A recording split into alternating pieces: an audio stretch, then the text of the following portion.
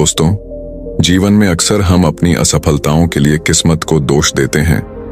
हम सोचते हैं कि हमारे पास पर्याप्त संसाधन नहीं है, हमारी मेहनत बेकार जा रही है और बाकी लोग हमसे बेहतर हैं। लेकिन क्या कभी हमने यह सोचा है कि हमारी असली समस्या हमारी सोच और हमारे कर्म हैं? आज मैं आपको एक ऐसी प्रेरणादायक कहानी सुनाने जा रहा हूं जो न सिर्फ आपकी सोच को बदल देगी, बल्कि आपको यह भी सिखाएगी कि किस्मत के भरोसे बैठने से कुछ नहीं होता। हमारी किस्मत तभी बदलती है जब हम अपने कर्मों में विश्वास रखते हैं। तो चलिए जानते हैं कि कैसे मेहनत और सही दिशा में किए गए कर्म जीवन को बदल सकते हैं। ध्यान से सुनिए, क्योंकि ये कहानी आपकी जिंदगी बदलने की ताकत रखती है। बहुत समय पहले की बात है। एक नगर में महात्मा बुद्ध ठहरे हुए थे। तभी वहां पर एक किसान आया और वह महात्मा बुद्ध से कहता है, हे बुद्ध, मेरी किस्मत बहुत खराब है। मैं जो भी काम करता हूं वो सब बिगड़ जाता है। मुझे मेरी मेहनत का कोई फल नहीं मिल पाता। मैं एक किसान हूं, मैं खेती करता हूं, लेकिन मेरी फसल कभी अच्छी नहीं हो पाती और इसी वजह से मैं बहुत परेशान रहता हूं। पता नहीं क्यों मेरे साथ ही ऐसा क्यों होता है। इसके उपाय के लिए मैंने कई साधु संतों से बात की, कई ज्ञानियों से उनकी राय ली। उन्होंने जो कुछ भी कहा मैंने वह सब कुछ किया। मैंने सभी तरह के अनुष्ठान, पूजा पाठ और यहां तक कि हर प्रकार के कार्य करके देख लिए, लेकिन फिर भी मुझे इसका कोई लाभ ही नहीं मिल रहा। और वहीं पर मेरे अन्य गांव वाले, उन सब की फसल बहुत अच्छी होती है, जबकि वह अपने खेतों में उतनी मेहनत भी नहीं करते, लेकिन फिर भी उनकी फसलें हमेशा ही बहुत अच्छी होती हैं। मैंने सुना है कि आप सभी की समस्या का समाधान करते हैं, इसीलिए मैं आज आपके पास आया हूं। क्या आप मेरी समस्या का समाधान कर सकते हैं? हे तथागत, क्या आप मेरी किस्मत बदल सकते हैं? उस किसान की वह सारी बातें सुनकर महात्मा बुद्ध मुस्कुराने लगे और उस किसान से कहते हैं, भंते, तुम्हारी किस्मत तो पहले से ही बहुत अच्छी है, सब कुछ तो तुम्हारे पास ही है, फिर भला तुम ऐसा क्यों कहते हो कि तुम्हारी किस्मत अच्छी नहीं है? इस पर वह किसान महात्मा बुद्ध के इस प्रश्न का जवाब देते हुए कहता है, हे तथागत, मेरे पास क्या है? मेरी किस्मत इतनी खराब है कि जिस भी काम में मैं हाथ लगाता हूं वह सारे कार्य बिगड़ जाते हैं। मैं चाहकर भी अपने खेतों में अच्छी फसल नहीं उगा पाता, जबकि वहीं पर मेरे गांव के अन्य लोग अच्छी फसलें उगा लेते हैं और वे लोग मेरी जितनी मेहनत तक नहीं करते। तो ऐसे में भला मेरी किस्मत कैसे अच्छी है? इस पर महात्मा बुद्ध मुस्कुराते हुए उस किसान से कहते हैं, भंते, तुम्हारे पास एक स्वस्थ शरीर है, तुम्हारे सभी अंग अच्छी तरह से काम करते हैं, तुम्हारा मस्तिष्क भी अच्छी तरह से काम करता है और तुम्हारे पास अच्छी खासी जमीन भी है। भला तुम्हारे पास किस चीज की कमी है? अगर ऐसे देखा जाए तो तुम्हारी किस्मत तो बहुत अच्छी है। इस पर वो किसान महात्मा बुद्ध से कहता है, हे तथागत, मेरी समस्या यह नहीं है। मेरी समस्या तो यह है कि जिन भी कार्यों में मैं हाथ डालता हूं वह कार्य बिगड़ क्यों जाते हैं। रही बात जमीन, अच्छा शरीर, अच्छा मस्तिष्क और अच्छे अंगों की, तो वह तो सभी के पास है। मेरे सभी गांव वालों के पास भी है और उनके पास अच्छी जमीन भी है और तो और उनके पास अच्छी फसल भी है। इसी कारण वे लोग हमेशा सुखी रहते हैं।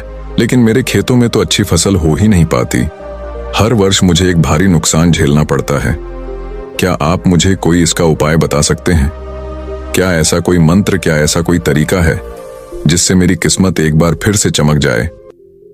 इस पर महात्मा बुद्ध उस किसान से कहते हैं, ठीक है, यदि तुम कोई उपाय चाहते हो या कोई मंत्र चाहते हो तो वह मैं तुम्हें अवश्य ही दूंगा, लेकिन उससे पहले मुझे यह बताओ, क्या तुम्हें पता है तुम्हारे खेत में खजाना है? ये सुन वह किसान थोड़ा आश्चर्यचकित हुआ और वह महात्मा बुद्ध से तुरंत ही बोल पड़ा, हे बुद्ध, आप ये क्या कह रहे हैं? मेरे खेत में खजाना है और यह मुझे पता तक नहीं। बताइए, वह खजाना कहाँ है? मैं अभी उसे जाकर निकाल लूंगा। बताइए बुद्ध, वो खजाना कहाँ है? इस पर महात्मा बुद्ध उस किसान से कहते हैं, भंते, वह खजाना तुम्हें ऐसे नहीं मिलने वाला। उसके लिए तुम्हें मेरा कार्य करना होगा। मैं तुम्हें जैसा जैसा कहूंगा तुम्हें वैसा ही करना होगा, तब जाके तुम्हें वह खजाना अवश्य मिल पाएगा। उस किसान ने महात्मा बुद्ध की सारी बातें सुनी और उसके बाद वह किसान महात्मा बुद्ध से कहता है, हे तथागत, बताइए मुझे क्या करना होगा। आप जैसा कहेंगे मैं वैसा करने के लिए तैयार हूं, लेकिन मुझे बता दीजिए कि आखिर वह खजाना मेरे खेत में कहां पर है। इस पर महात्मा बुद्ध उस किसान से कहते हैं, भंते, अपने खेतों में जाओ और अपने खेतों की खुदाई करके एक मिट्टी टोकरी भरकर मेरे पास लाओ। वह किसान तुरंत ही महात्मा बुद्ध की बात मान लेता है। वह भागा भागा अपने खेतों में जाता है और जल्दी जल्दी एक टोकरी मिट्टी भरकर वह वापस महात्मा बुद्ध के पास पहुंचता है। उस मिट्टी को देखने के बाद महात्मा बुद्ध उस किसान से कहते हैं, ठीक है, अब मेरी बात ध्यान से सुनो। अब से 1 महीने बाद अपने खेत की खुदाई करना, और जब तुम पूरा खेत खोद दोगे तो उसमें से एक टोकरी मिट्टी फिर से मेरे पास लेकर आना। महात्मा बुद्ध के मुख से यह बात सुनकर वह किसान कुछ देर के लिए सोच में पड़ गया। वह यह सोचने लगा, जब खजाना मेरे खेतों में गड़ा हुआ है तो महात्मा बुद्ध मुझे सीधे सीधे बता क्यों नहीं देते कि वह कहां पर है। उसने कुछ देर सोच विचार करने के बाद महात्मा बुद्ध से आखिरकार यह बात पूछ ही ली। वह किसान महात्मा बुद्ध से कहता है, हे तथागत, यदि वह खजाना मेरे खेतों में है तो आप मुझे बता क्यों नहीं देते कि वह कहां पर है। मैं उसे अभी जाकर निकाल लेता हूं। भला मुझे 1 माह का इंतजार क्यों करना है? आखिर इसकी क्या जरूरत है? इस पर महात्मा बुद्ध बड़े शांत स्वर से उस किसान से कहते हैं, भंते, हर कार्य का एक समय होता है और वह कार्य यदि उचित समय पर किया जाए तो वह हमें उचित और शुभ फल देता है। तुम चाहते हो तो मैं तुम्हें खजाना बता देता हूं कि वह खजाना तुम्हारे खेतों में कहां गड़ा हुआ है, लेकिन एक पल के लिए यह भी सोच लो, अगर तुम अभी उस खजाने को पाने की कोशिश करोगे तो हो सकता है कि तुम्हारे हाथ तो कुछ भी ना आए। सोच लो, तुम अभी उस खजाने को पाना चाहते हो या 1 महीने के बाद। महात्मा बुद्ध के मुख से यह सारी बातें सुनकर वह किसान कुछ देर के लिए सोच विचार में पड़ गया और फिर वह महात्मा बुद्ध से कहता है, हे तथागत, आप जैसा कहेंगे मैं वैसा ही करूंगा। इतना कहकर वह महात्मा बुद्ध को प्रणाम करके वापस घर लौट जाता है।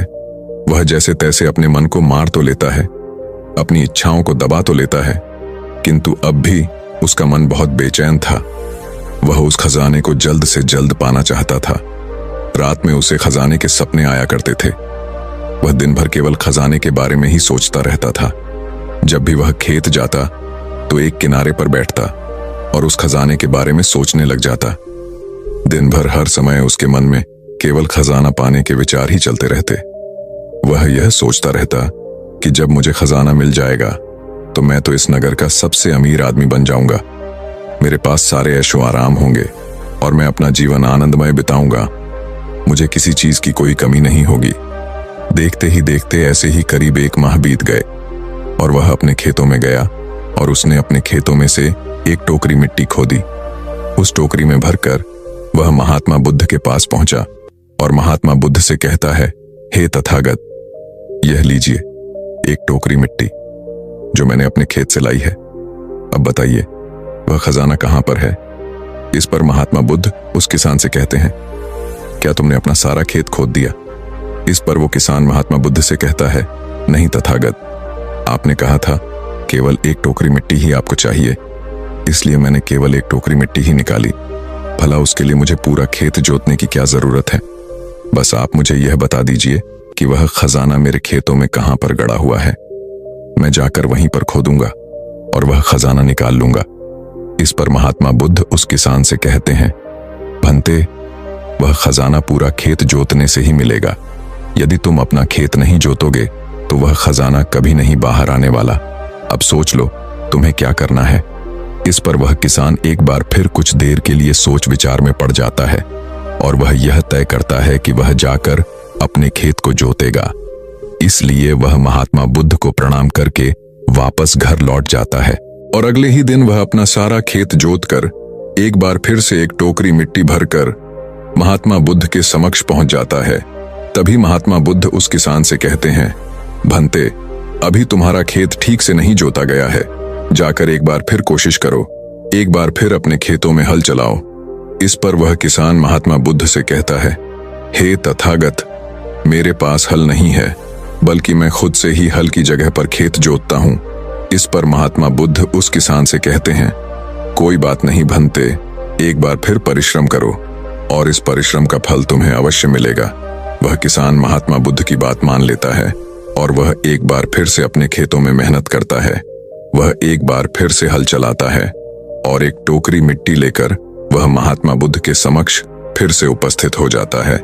मिट्टी देखकर महात्मा बुद्ध उस किसान से कहते हैं, हाँ अब ठीक है, किंतु अब तुम्हें मेरा दूसरा कार्य करना होगा। इतना कहकर महात्मा बुद्ध उस किसान से कहते हैं, जाओ और अपने खेतों में उन फसलों की बीज डालो जिन फसलों को तुम उगाना चाहते हो। इस पर वह किसान थोड़ा अचरज में महात्मा बुद्ध से कहता है, हे तथागत, आपने तो खजाने की बात की थी, फिर बीच में यह फसल कहां से आ गई? इस पर महात्मा बुद्ध उस किसान से कहते हैं, भंते, अगर तुम्हें खजाना चाहिए तो तुम्हें मिट्टी में बीज तो डालने ही होंगे। इस पर वह किसान महात्मा बुद्ध से कहता है, हे तथागत, आप जैसा कहेंगे मैं वैसा करने के लिए तैयार हूं, किंतु यदि मैं अभी बीज लेने जाऊंगा तो वो मुझे महंगे पड़ेंगे और अभी मेरे पास इतना धन भी नहीं है। यदि मैं कुछ समय बाद उसे लेने जाऊंगा तब वह मुझे सस्ते मिल सकते हैं। इस पर महात्मा बुद्ध उस किसान से कहते हैं, भंते, मैंने तुम्हें कहा था, यदि हम किसी कार्य को सही समय पर करते हैं तो हमें उचित लाभ मिलता है, किंतु अगर वही कार्य उस समय पर नहीं होता तो उसका फल हमें नहीं मिल पाता। इसीलिए आज ही जाओ और अपने खेतों में बीज डालो। वह किसान महात्मा बुद्ध की बात मान लेता है। वो महात्मा बुद्ध को प्रणाम करके बीज लेने निकल जाता है। बीज लाकर वह अपने खेतों में भी डाल देता है और फिर वह महात्मा बुद्ध के पास वापस पहुंचता है और बुद्ध से कहता है, हे तथागत, आपने जैसा कहा था मैंने वैसा ही किया। अब मुझे बताइए कि आखिर मेरे खेतों में वह खजाना कहां पर है ताकि मैं उसे निकाल सकूं। इस पर महात्मा बुद्ध मुस्कुराने लगे और उस किसान से कहते हैं, भंते, अभी तो तुम्हें एक और कार्य करना है, उसके बाद वह खजाना तुम्हें खुद ब खुद दिखेगा। किसान महात्मा बुद्ध से कहता है, हे तथागत, बताइए अब वह कौन सा काम है जो मुझे करना है। इस पर महात्मा बुद्ध किसान से कहते हैं, जो भी बीज तुमने अपने खेतों में डाले हैं, अब से तुम्हें उनकी देखभाल करनी है। उन्हें प्यार से सींचना है और देखना उन्हें कोई तकलीफ ना हो, वह स्वस्थ रहे, उन्हें कोई बीमारी या कीड़ा ना लगे। यदि ऐसा हुआ तो तुम्हें वह खजाना नहीं मिल पाएगा। और यदि तुम्हारे खेत का हर एक बीज अंकुरित हो गया और वह अपनी संपूर्णता तक पहुंच गया तो वह खजाना तुम्हें अवश्य ही दिखाई देगा और तब तुम्हें मेरे पास आने की कोई आवश्यकता भी नहीं पड़ेगी। उस किसान ने महात्मा बुद्ध की सारी बातें मान ली और उसके बाद वह महात्मा बुद्ध को प्रणाम करके वापस घर लौट गया। अब से वह अपने खेतों की देखरेख करने लगा। उस किसान ने अपने खेतों पर पूरा ध्यान दिया, किंतु अब भी उसे सपनों में वह खजाना ही नजर आता था और वह मन ही मन सोचता था कि बस एक बार यह फसल पूरी तरह से स्वस्थ हो जाए तो वह खजाना भी मुझे मिल ही जाएगा। इसी सोच के साथ वह उन फसलों की देखरेख में दिन रात लगा रहता। उसने अपनी फसलों पर किसी प्रकार की कोई विपदा नहीं आने दी और देखते देखते वह दिन भी आ गया। जब उसकी फसल उसके खेतों में लहलहा रही थी तभी उसे महात्मा बुद्ध की बात याद आई। महात्मा बुद्ध ने कहा था कि जब तुम्हारी फसलें तैयार हो जाएंगी तो तुम्हें तुम्हारा खजाना भी मिल जाएगा। ये बात याद आते ही उस किसान की आंखों में आंसू आ गए। जो खजाना उसके खेतों की जमीन में हुआ था वह बाहर आ चुका था। उसके जैसी फसल उसके गांव में किसी की नहीं हुई थी। उसकी फसल से उसके सभी कर्ज भी पूरे होने वाले ही थे और सभी गांव वाले उसकी मेहनत को देखकर बहुत खुश थे और उस किसान की तारीफ कर रहे थे। लेकिन तभी उस किसान को महात्मा बुद्ध की याद आई और वह खुद को महात्मा बुद्ध के समक्ष पहुंचने से रोक ना पाया।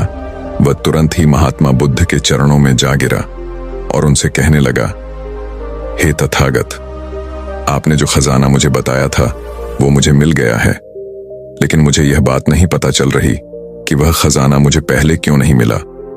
इस पर महात्मा बुद्ध उस किसान से कहते हैं, भंते, हमेशा किस्मत को दोष देना सही नहीं होता। पहले तुम अपनी किस्मत को सही करने में लगे हुए थे, लेकिन तुम यह भूल रहे थे कि तुम्हारी किस्मत तो पहले से सही थी। तुम सही काम नहीं कर पा रहे थे।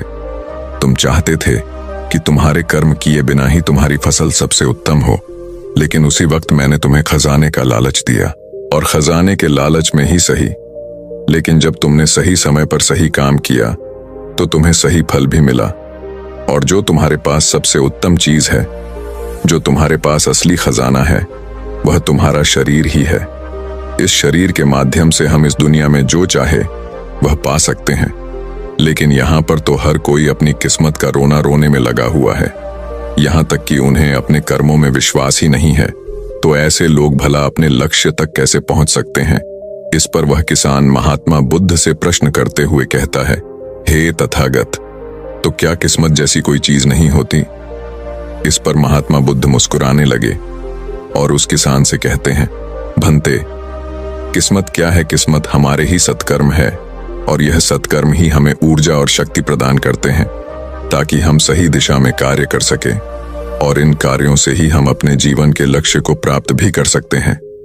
महात्मा बुद्ध के मुख से यह उपदेश सुनकर वह किसान महात्मा बुद्ध के चरणों में जा गिरा और उनसे कहने लगा, हे तथागत, मुझे आज पता चल गया है कि मेरी किस्मत खराब नहीं थी, मेरे तो कर्म ही खराब थे। किंतु मैं आज आपको वचन देता हूं कि आज से मैं अपनी किस्मत को कभी खराब नहीं कहूंगा, अपने कर्मों को सुधारूंगा और सभी कार्य सही समय पर करूंगा। इतना कहकर वह किसान महात्मा बुद्ध को प्रणाम करके वापस घर लौट गया। दोस्तों, हम में से अधिकांश लोग यही करते हैं। वे लोग हमेशा अपनी किस्मत को दोष देते रहते हैं, लेकिन वो कभी भी अपने कर्मों पर ध्यान नहीं देते। वो यह नहीं सोचते कि क्या उन्होंने अपने लक्ष्य को पाने के लिए जो कर्म करने चाहिए थे वो कर्म किए हैं या नहीं, कहीं उसमें कोई कमी तो नहीं रह गई, और अगर उसमें कोई कमी थी तो क्या उस कमी को दूर करके क्या उस लक्ष्य को प्राप्त किया जा सकता था। और यह सब हम तब सोच पाएंगे, तब समझ पाएंगे जब हम अपनी किस्मत को दोष देना बंद कर देंगे। लेकिन हम तो अपने आप को सही और अपने किस्मत को गलत ठहराना चाहते हैं। हम किसी ऐसे को चाहते हैं जो हमारी गलतियों का ठेका ले ले, और इसीलिए हम अपनी किस्मत को हमेशा दोष देते रहते हैं ताकि हमें कभी किसी के सवालों का कोई जवाब ही ना देना पड़े। और इस तरह से हम उस समस्या से भी निकल जाते हैं, और हम कभी पीछे पलटकर यह नहीं देखते कि क्या हमने उस लक्ष्य को पाने के लिए हर मुमकिन कोशिश की थी या नहीं। हमसे कहीं पर कोई गलती तो नहीं हुई थी, क्योंकि हमें तो लगता है कि यह सब तो किस्मत का खेल है, और भला किस्मत से कौन जीत सकता है। आपने अपने आसपास भी ऐसे कई लोगों को देखा होगा जो लोग अपने लक्ष्य को प्राप्त ना कर पाने पर रोते हैं, चिल्लाते हैं, और जब उनसे कोई उनकी असफलता का कारण पूछता है तो वह यही कहते हैं कि वह तो मेरी किस्मत में था ही नहीं। लेकिन यहाँ पर आप एक वास्तविकता भूल रहे हैं। इस दुनिया में ऐसे कई सारे लोग हैं जो अपने कर्म पर ध्यान देते हैं। वह अपने कर्म को कभी नहीं छोड़ते, भले ही वह अपने लक्ष्य को पहुंच पाने में असफल हो जाए, लेकिन फिर भी वह अपने कर्म पर विश्वास रखते हैं।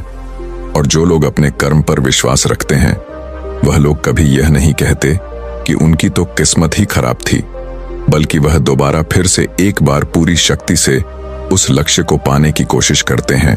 और यह कोशिश वह तब तक करते रहते हैं जब तक कि उन्हें उनका लक्ष्य मिल नहीं जाता।